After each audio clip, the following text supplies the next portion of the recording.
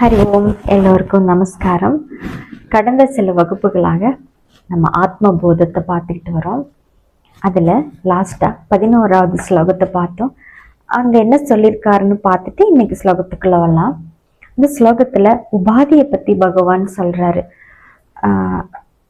தண்ணி, சுத்தமான தண்ணியை நம்ம பார்க்குறோம். அந்த தண்ணி எப்பவும் ஒரே மாதிரியா நம்ம பார்க்குறோம்.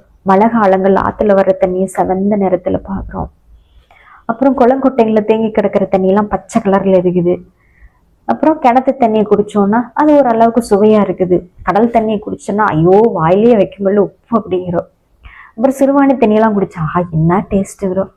இப்போ தண்ணி ஒன்று தான், அது மேலே சுவையையும் வண்ணத்தையும் நாம் ஏற்றி பார்க்குறோம். இதே போல தான் சுத்த சத்துவமான சுத்த சைதன்ய ரூபமான ஆத்மாவின் மேலே நான் பலவிதமான உபாதிகளை கற்பித்து கொண்டிருக்கிறேன். இந்த உபாதி தான் நானா விதமான ஜீவராசிகளாகவும் ஜாதி வர்ணங்களாகவும் உண்டாச்சு அப்படின்னு பகவான் போன ஸ்லோகத்தில் சொல்லி முடிச்சாரு. இன்னைக்கு 12வது ஸ்லோகத்தில் என்ன சொல்றாருன்னு ஸ்லோகத்தை பார்க்கலாம். பஞ்சீகிருத மகாபூத சம்பவம் கர்ம சஞ்சிதம் சரீரம் சுகதுக்கானா போக ஆயதனம் உச்சியதே. சரி, முதல்ல மகாபூதம்னா என்னன்னு பார்க்கலாம். இது பியூர் ஃபார்ம்ல இருக்கக்கூடிய மகாபூதம். பூதம் அப்படின்னா வெளிப்பட்டது. எங்கிருந்து இந்த பூதம் வெளிப்பட்டது? பகவானுடைய ஹிருதயத்திலிருந்து இந்த மகாபூதம் வெளிப்பட்டது. அங்க முதல்ல ஆகாயம் வந்தது. ஆகாயத்திலிருந்து வாயு, வாயுவிலிருந்து அக்னி, அக்னியிலிருந்து நீர், நீரிலிருந்து நிலம் அப்படின்னு உண்டாச்சு. இந்த மகாபூதம் எப்படி இருக்குதுன்னு தெரிஞ்சுக்கிறது நான். சரி, பகவான் கிட்ட இருந்து வந்துச்சு, அது எப்படி இருக்குது, என்ன ஃபார்ம்ல இருக்குதுன்னா, உதாரணத்துக்கு நம்ம வெளியே இருக்கிற பஞ்சபூதங்கள் இப்ப நம்ம கண்ணால பாக்குறோம், நம்ம அனுபவிக்கிறோம் இல்லையா? ஆகாயம், வாயு, அக்னி, நீர், நிலத்தெல்லாம் பாக்குறோம் இல்லையா? இதை வெளியே இருக்கிற பார்க்கறது அப்படியே உள்ள சுத்தமான நிலையில பார்த்தோம்னா அதுக்கு பேரு மகாபூதம்னு பேரு. இதுதான் பகவான் கிட்ட இருந்து சுத்தமான நிலையில முதல் ஃபார்மா உண்டாச்சு. சரி, இது பஞ்சீகிருதம் ஆகுது. அப்படின்னா என்ன? பஞ்சீகிருதம்னா என்ன? இந்த 5 பூதங்களும் தான் மாத்திரமா இருக்கும்போது அதுக்கு மகாபூதம்னு பேரு. இப்ப இது கலக்கப்படும் போது பஞ்சீகிருத பூதம்னு பேரு. அது எப்படி கலக்குது அப்படின்னா, உதாரணத்துக்கு ஒரு 5 பேர் ஒரே ஆஃபீஸில் வேலை பார்க்குறாங்க.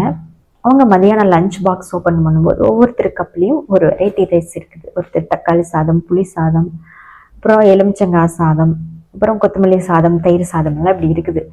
எல்லாரும் கப் ஓப்பன் பண்ணி வச்சு அவங்கவுங்க சாதத்தை எடுத்து மீதி இருக்கிற 4 பேர்த்துக்கும் பங்கி கொடுக்குறாங்க. இதே போல எல்லாரும் பங்கும்போது அவங்கவுங்க கிட்ட இருக்கிற உணவு போக எல்லாருடைய உணவும் அவங்க கிட்ட வந்துருச்சு.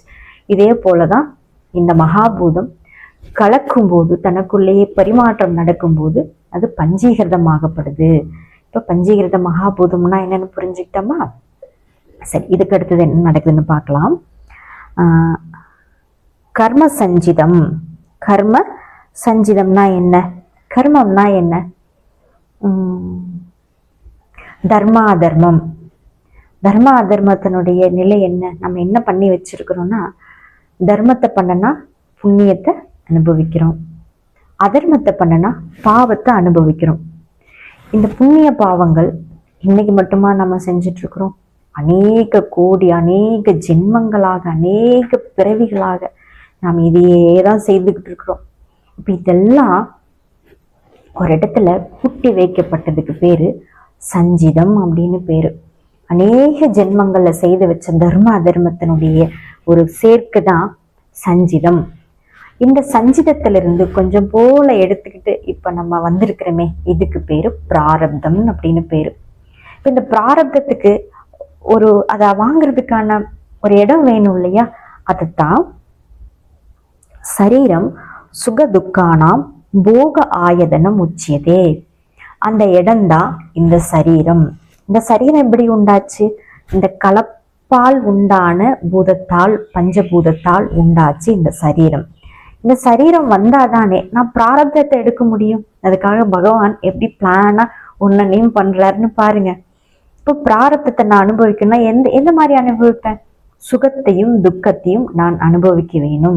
அதுக்காக அதை வாங்குறதுக்கான ஒரு இடமாக இந்த சரீரம் உண்டாக்கப்பட்டது அப்படின்னு இந்த 12வது ஸ்லோகம் சொல்லி முடிச்சிருக்குது. இனி அடுத்த ஸ்லோகத்துல சூக்ஷ்ம சரீரத்தை பத்தி பகவான் சொல்றாரு. அதை இன்னொரு வீடியோல பார்க்கலாம். ஹரி ஓம். எல்லோருக்கும் நமஸ்காரம். நாம போன வகுப்புல ஆத்மபோதத்துல 12வது ஸ்லோகத்தை பார்த்தோம். அங்க தூள சரீரம் எப்படி உண்டாச்சு? சூக்ஷ்மமான மகாபூதத்திலிருந்து பஞ்சீகரணம் செய்யப்பட்டு அதனால தூள சரீரங்கள் இன்ப துன்பத்தை வாங்குறதுக்கான ஒரு இடமாக இந்த சரீரம் உண்டாச்சுன்னு போன ஸ்லோகத்துல பார்த்தோம். இந்த 13வது ஸ்லோகம் என்ன சொல்ல வருதுன்னு பார்த்துட்டு மேல பார்க்கலாம். பஞ்ச பிராண மனோபுத்தி தசேந்திரிய சமன்விதம் அபஞ்சீகிருத மகாபூதம் உத்தம் சூக்ஷ்ம அங்கம் போக சாதனம் அப்படின்னு சொல்ல வருது. சரி, இதுல பஞ்ச பிராணன் அப்படின்னா என்னன்னு பார்த்தலாம். முதல்ல பிராணன்னாலே நமக்கு தெரியும், என்னையா பிராணனே போச்சு போல் இருக்குது, ஒன்னே மூச்சிங்கானும் பேச்சிங்கானுங்கிறோம். அப்போ மூச்சுனாலே பிராணன்னு நம்ம புரிஞ்சுக்கிறோம். இப்போ நம்மளுடைய வெளி மூச்சுக்கு பேரு பிராணன், அப்புறம் உள் மூச்சுக்கு பேரு அபானன். வெளி மூச்சு நம்ம சுவாசிக்கிறதுக்கு பயன்படுது. அபானன் என்ன பண்றாரு? உள் மூச்சு அவரு கழிவுகளை நீக்கிற வேலையை செய்யறாரு. மலை ஜலம் போறது, வாமிட் வர்றது, விக்கல் தும்பல், இது எல்லாமே அபானனுடைய வேலை. 3வது வியானன். இவரு உடம்பு முழுக்க பரவி இருந்துட்டு ரத்த மண்டலம் நரம்பு மண்டலங்களை எல்லாம் சீர்மை செய்து கொண்டிருக்கிறவர். 4வது சமானன். இவரு உடம்பனுடைய மையப்பகுதியில இருந்து கொண்டு நாம கொடுக்கிற உணவை வயிற்று பகுதியிலிருந்து மறுபடியும் சமைத்து சீர்மை செய்து நமக்கு கல்லீரல் ஜீரணம் பண்றதுக்கான தன்மை, உடம்புல இருக்கக்கூடிய தாது உப்புக்களை எல்லாம் சீர்மை செய்யறவர்.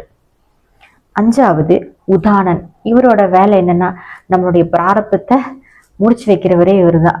நம்ம பிராரப்தத்தை ஆல்ரெடி ஒரு கணக்குல வாங்கிட்டு வந்திருப்போம்.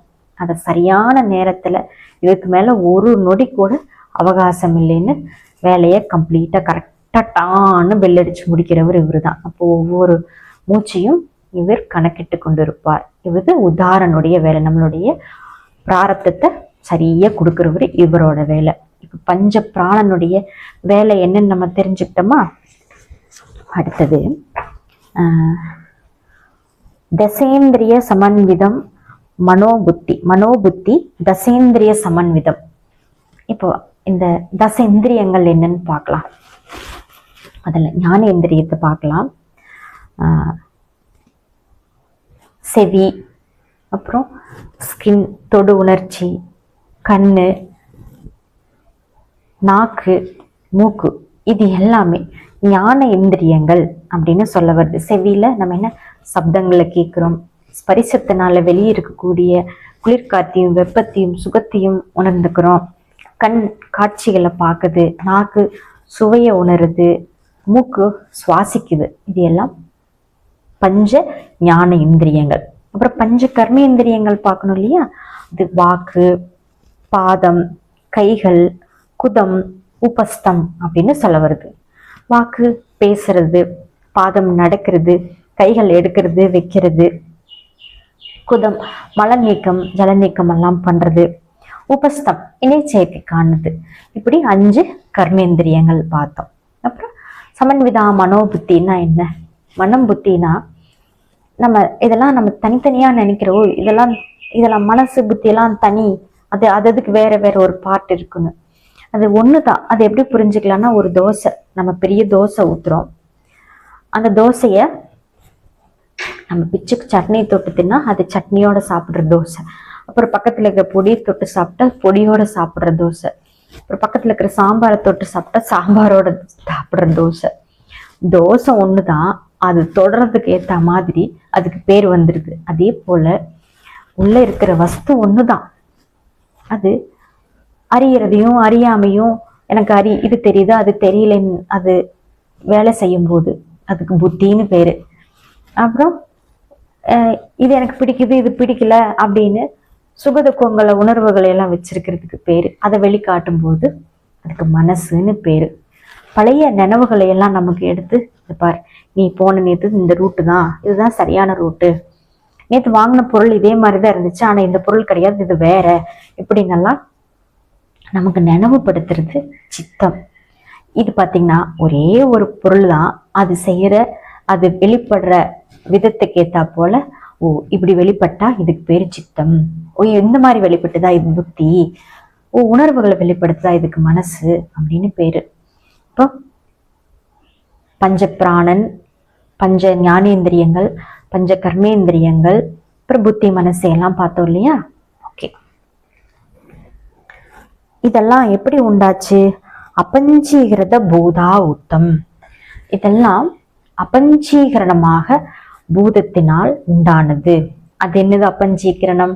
நம்ம போன ஸ்லோகத்துல பார்த்தோம் இல்லையா? மகாபூதம், அதுக்கு பேரு தான் அபஞ்சீகிருதம். அது கலக்கப்படாம இருக்கிறதுனால பஞ்சீகிருதம். பஞ்சீகிருதம்னா கலக்கப்பட்டது, பஞ்சீகிருதம்னா கலக்கப்படாத பியூர் ஃபார்ம்ல இருந்துதான் இந்த பஞ்ச பிராணன், பஞ்ச கர்மேந்திரியங்கள், பஞ்ச ஞானேந்திரியங்கள், மனம் புத்தி சித்தம் எல்லாம் உண்டாச்சு அப்படின்னு சொல்ல வருது. அப்புறம் என்ன சொல்ல வருது? சூக்ஷ்ம அங்கம் போக சாதனம். இப்ப இது என்ன சூக்ஷ்ம அங்கம்னு சொல்லுது? என்னது? இப்போ இங்கெல்லாம் நம்ம பார்த்தோம் இல்லையா? பஞ்ச பிராணனை பார்த்தோம், அப்புறம் காது, ஸ்பரிசம், கண்ணு, நாக்கு, மூக்கெல்லாம் பார்த்தோம், கை காலெல்லாம் பார்த்தோம். இது எல்லாமே நமக்கு வெளியே இருக்கிறது தான் சொல்லுச்சு. எப்பவுமே நமக்கு ஏதாவது ஒன்று அடையாளம் காட்டி சொன்னாதான் உள்ள புரியும். எதனோடைய ஒப்பீட்டோட காட்டினாதான் ஓ இது போல அது இருக்குதா அப்படின்னு நம்ம தெரிஞ்சுக்க முடியும். ஒப்பீடே இல்லாம சொன்னா அது எப்படி இருக்கும் அப்படின்னு நமக்கு ஒரு குழப்பம் வரும். அதனாலதான் நமக்கு தெரிந்ததை வச்சு தெரியாத உள்ள இருக்கிற தன்மையை காட்டி கொடுக்குறாங்க. இப்ப ஏன் இதெல்லாம் தெரிஞ்சதா சொல்றோம் அப்படின்னா, இது நம்ம வெளியே பார்க்கிற இது கண்ணு, காது, கை, கால், வாய், மூக்கு, நாக்கு எல்லாமே அபஞ்சீகிருத பூதத்தினால உள்ள இருக்கக்கூடிய ஒரு சாஃப்ட்வேர், ஒரு பியூர் ஃபார்ம்ல இருக்கிற சாஃப்ட்வேருக்கு பேரு தான் சூக்ஷ்ம சரீரம்னு பேரு. இவருக்கு இன்னொரு பேரு லிங்க சரீரம்னு ஒரு பேர் இருக்குது. அப்புறம் சோடச கலா புருஷன்னு ஒரு பேர் இருக்குது. இவங்க எல்லாமே என்ன பண்றாங்க? இவங்க இந்த தூளமா நம்ம பாக்குறோம்ல, இந்த கை கால், இந்த சரீரம் எல்லாம், இதுல உச்சந்தலையிலிருந்து உள்ளங்கால் வரைக்கும் இந்த சூக்ஷ்ம பூதமானது எங்கும் பரவி பரவி முழுக்க இருக்கிற, ஒரு இடம் கூட விடாம இந்த சூக்ஷ்ம சரீரம் தான் நிறைஞ்சிருக்குது. இவருக்கு பேர் ஒரு தூய்மையான சாஃப்ட்வேர். இவர் என்ன பண்றாருன்னா,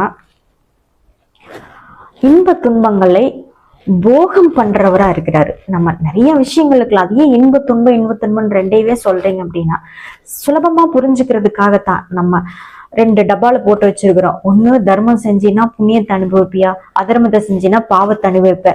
கர்மத்தை எத்தனை வெரைட்டியா பிரிக்க முடியுங்கிறீங்க? எத்தனை வேணாலும் கர்மம் பண்ணிக்கோ. அதை 2 வெரைட்டியா பிரிச்சோம்னா தர்ம அதர்மம். அதுக்கு நம்ம என்ன பலன் அனுபவிக்க முடியும்? பாவ புண்ணியத்தை அனுபவிக்கிறோம். இது எங்க அனுபவம் ஆகுது? இது யார் அனுபவிக்கிறான்னு பார்த்தா, இப்போ நம்ம ஒரு மூக்குல இந்த ஸ்மெல் பண்றோம். இப்போ ஏதோ ஒரு கோழியோ ஏதாவது ஒரு மிருகமா, ஏதாவது நாய்க்கு, பூனைக்கு ஏதாவது செத்து கிடக்குது அப்படின்னா அந்த பக்கம் போகப்படியே மூக்கை பிடிச்சிட்டு செம நாத்தங்கிறோம். இந்த நாத்தத்தை ஃபீல் பண்ணுது இந்த மூக்கா இல்ல உள்ள இருக்கிற சாஃப்ட்வேரா அப்படின்னு பார்த்தா, இந்த மூக்கு வெறும் அதை வாங்கி கொடுக்குது. ஆனா உள்ள இருக்கிறவர் தான் இதை நாட்டம்னு ஃபீல் பண்றாரு. அதே மாதிரி இந்த கண் அழகான மலர்களை பாக்குது. ஆஹா என்ன அழகுடா கண் அப்படின்னு நம்ம பூவை பாக்குறோம், ரோஜா பூ பாக்குறோம். அப்ப அது கண்ணு பாக்குது. அந்த அழகையும் அதனுடைய ஒரு கலரையும் ரசிச்சது யாரு? அதை ஃபீல் பண்ணது யாருன்னா உள்ள இருக்கிற இதே கண் போல இருக்கக்கூடிய ஒரு சூக்ஷ்மமான சாஃப்ட்வேர் தான். நல்லா ஒரு சூப்பரான ஒரு மாம்பழம், அதை இந்த வாயால சாப்பிடுறோம். அதை நம்ம நினைக்கிறோம் ஓ செம டேஸ்டியான்னு. ஆனா அந்த வாய்க்கு வாயா இருக்கக்கூடிய சூக்ஷ்மம் எங்கும் வியாபித்திருக்கு. நான் தான் சொன்னால உச்சந்தலையிலிருந்து உள்ளங்கால் வரைக்கும் இந்த சூக்ஷ்ம சரீரம் வியாபித்திருக்குதுன்னு.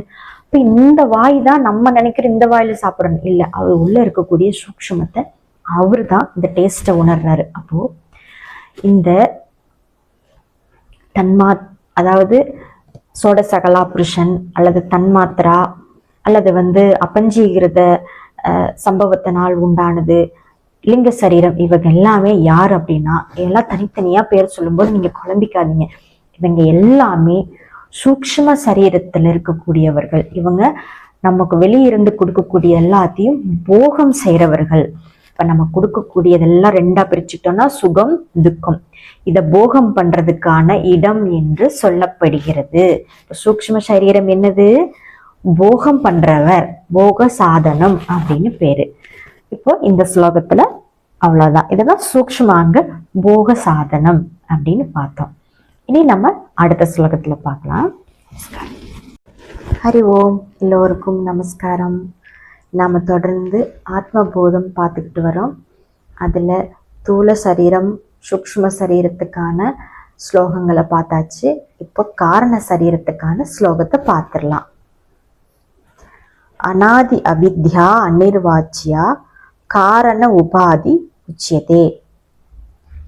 உபாதித்ரயாத் அந்யம் ஆத்மானம் அவதாரியே அப்படின்னு சொல்லுது.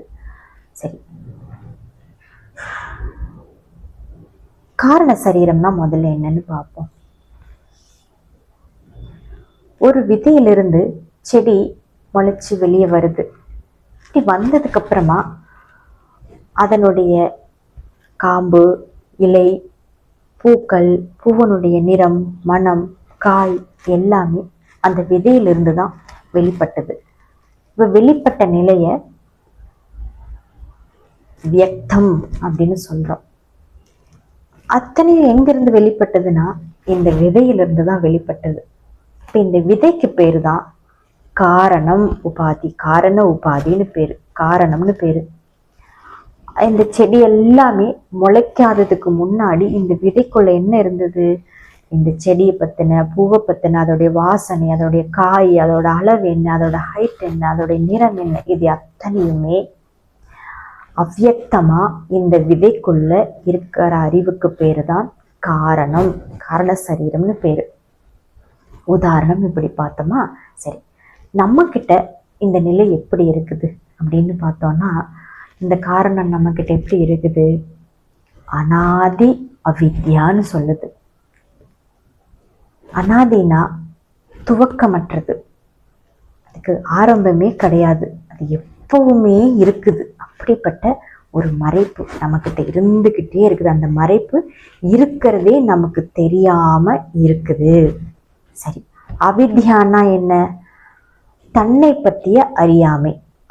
வித்யா, வித்யானா அறிவு, வித்யானா அறிவின்மை. எதை பத்தின இந்த சரீரத்துல எதை பத்தின அறிவின்மை இருக்குதுன்னா தன்னை பத்தின அறிவின்மை இருக்குது.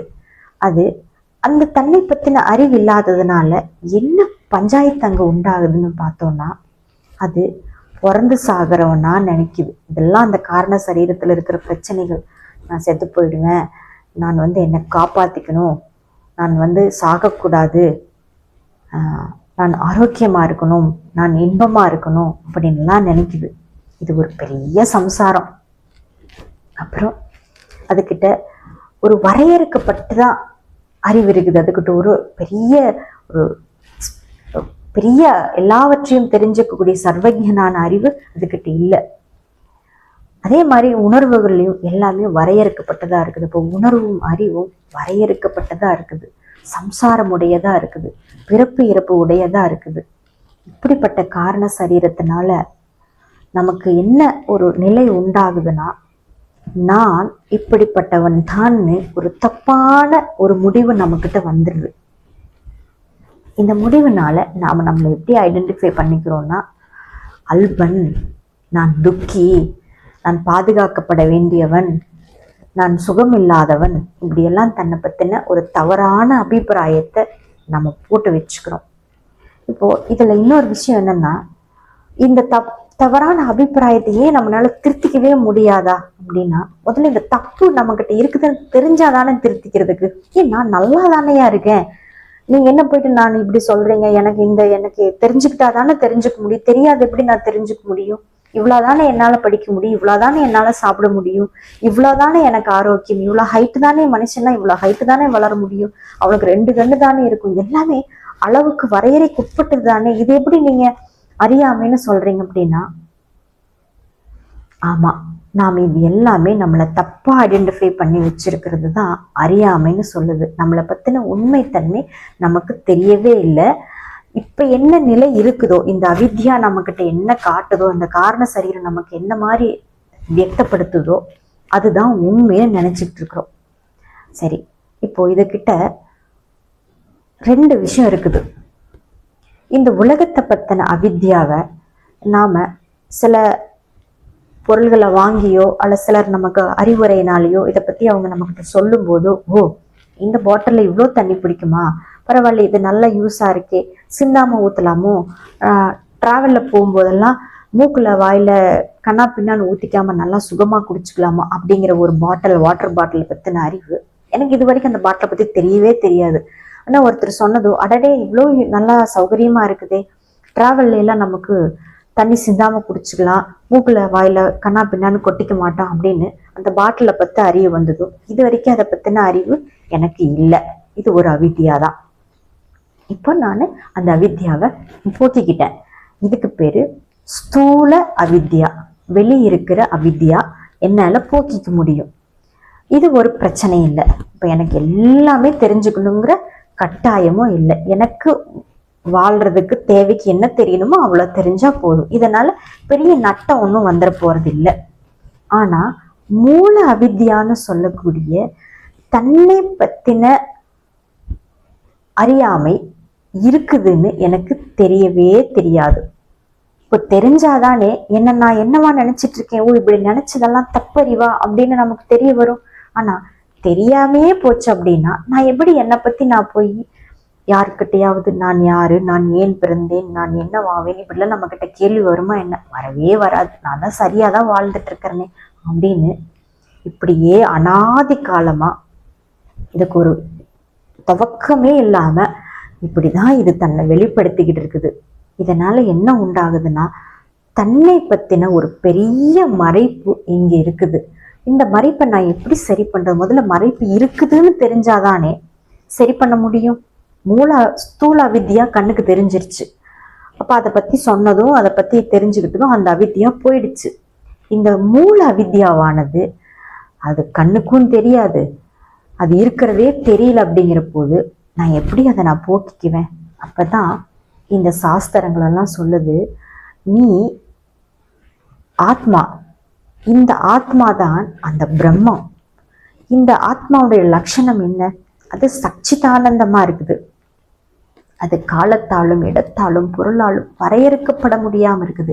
எக்காலத்திலும் எவ்விடத்திலும் எல்லாவற்றிலும் நீக்கமர நிறைஞ்சிருக்கிற ஆத்மாவா உன் சொரூபம் இருக்கும்போது இந்த உபாதிகள் எல்லாம் உன்னை துண்டுபட்டவன் போலவே காட்டுது. அது நீ அல்ல அப்படின்னு சொல்லுது. இப்ப இதை நான் எப்படி தெரிஞ்சுக்கிறதுனா, இது எனக்கா நானா தெரிஞ்சுக்க முடியாது. இது ஒரு குருநாதர் மூலமா தான் இந்த இப்படிப்பட்ட அவித்யா நம்ம கிட்ட இருக்குதுன்னு தெரிஞ்சுக்கவும் முடியும். அதை போக்கிக்கிறதுக்கும் நிச்சய சாஸ்திரத்தினுடைய குருநாதருடைய உதவி இருந்தா மட்டும்தான் என்னை பத்தின அறியாமைய மூல அவித்யாவை நான் போக்கிக் கொள்ள முடியும் அப்படிங்கிறது நமக்கு தெரியணும். சரி, இப்படியெல்லாம் இந்த அவித்யாவை பத்தி நான் மூல அவித்யாவை பத்தி தெரிஞ்சுக்கிட்டேன், நான் போக்கிக்கிட்டேன். இப்ப நான் என்ன பண்ணணும் அப்படின்னா, இந்த உபாதிகள் எல்லாம் உனக்கு, அதாவது ஆத்மாவாகி எனக்கு வேறானதுன்னு நம்ம தெரிஞ்சுக்கணும். எப்படி சொல்றாங்கன்னா, உபாதித்ரயாத் அந்நியம் ஆத்மானம் அவதாரையே. அதாவது அந்நியம்னா இந்த உபாதிகள் 3க்கும் இந்த ஆத்மா வேறானது என்று புரிந்துகொள் அப்படின்னு சொல்றாங்க. எந்தெந்த உபாதி? தூலம், சூக்ஷ்மம், காரண சரீரங்கள் எல்லாம் ஆத்மாவின் மேல் உபாதியாக சுமத்தப்பட்டது. இது ஆத்மாவுக்கு வேறானது என்று புரிந்து கொள்ளுங்கள்னு சொல்றாங்க. இந்த ஸ்லோகத்தை இன்னும் கொஞ்சம் நம்ம விளக்கமா பார்க்கலாம். அப்புறம் இந்த சரீரங்கள் எல்லாம் எப்படி நமக்கு வெளிப்படுது, எதன் காரணத்தினால இந்த ஒரே பொருள் ஒரே வஸ்து வெளிப்படுறதுனால, அது ஒடுங்கி இருக்கிறதுனால ஏன் அதுக்கெல்லாம் பேர் மாறுது அப்படின்னு பார்த்தோம்னா, இப்போ இந்த மகா பஞ்சபூதங்கள் கிளியர் ஃபார்ம்ல இருக்கும்போது, அது வெளிப்படும் போது அது சத்துவ குணமா வெளிப்படுது. அதுக்கு 3 குணங்கள் இருக்குது. சத்துவம், ரஜஸ், தமசுன்னு சொல்றாங்க. இந்த 3 குணங்கள்ல சத்துவ குணம் வெளிப்படும் போது அதுகிட்ட அறியும் உணர்வும் திறனோட அந்த சரீரத்துல வெளிப்படுது. அதுக்கு பேரு தான் சூக்ஷ்ம சரீரம், தன்மாத்ரா, லிங்க சரீரம், சோடச கலா புருஷன்லாம் சொல்றோம். அதே மகாபூதம் பஞ்ச பிராணனோடையும் கர்மேந்திரிய ஞானேந்திரங்களோடையும் நன்கு வெளிப்படும் போது அதுக்கு ரஜோகுணம்னு சொல்றோம். வெளிப்பட்டு அது இயக்கத்தையும் உந்து சக்தியும் அது செயல்திறனையும் கொண்டதா இருக்குது. அப்போ அதுக்கு ரஜோகுணம் வந்துடுது. அதே மகாபூதம் பஞ்சபூதங்கள் ஆகும்போது கலப்படத்தினால தமோ குணத்தினால அது இந்த உடல்களாகவும் உடல்கள் அலுவலிக்கும் உலகங்களாகவும் ஆகுது. இப்போ ஒரே மகாபூதம் தான், அது குணக்கலப்புனால இப்படி 3 விதங்களா நம்ம பார்த்தோம். இப்படிதான் நாம ஆத்மா மேல இத்தனை குணங்களாலையும் இத்தனை குணக்கலப்புகளால் உண்டான சரீரங்களையும் நம்ம மேல தூக்கி போட்டுக்கிட்டு இப்படி துன்பப்பட்டுக்கிட்டு இருக்கிறோம். என்னை நான் பந்தப்பட்டவளாகவும், என்னை காப்பாத்திக்க வேணும், எனக்கு சுதந்திரம் வேணும், எனக்கு ஆனந்தம் வேணும்னு நம்ம எல்லாத்தையும் வெளியவே தேடிக்கிட்டு இருக்கிறோம். ஆனா இது இந்த பிரச்சனையெல்லாம் வந்தது எங்கினா இந்த உபாதியினாலதான். இந்த உபாதி நீங்கி போச்சுன்னா, இந்த உபாதிகள் எல்லாம் ஆத்மாவுக்கு வேறானதுன்னு ஒரு அறிவு வந்தாச்சுன்னா, அப்புறம் நான் உபாதியற்றவள், நான் பந்தமற்றவள், நான் ஆனந்த சுரூபம்னு நாம கண்டுக்க முடியும். தொடர்ந்து இந்த காரண சரீரத்தை பத்தின விஷயங்கள் எல்லாம் சுவாமி இன்னும் பல வகுப்புகள்ல இன்னும் விரிவா விளக்கமா சொல்லுவாங்க. அங்க நாம இதை பத்தின இன்னும் டீட்டெயில் தெரிஞ்சுக்கலாம். இப்போதைக்கு இது மட்டுமே போதும். ஹரி ஓம். நமஸ்காரம்.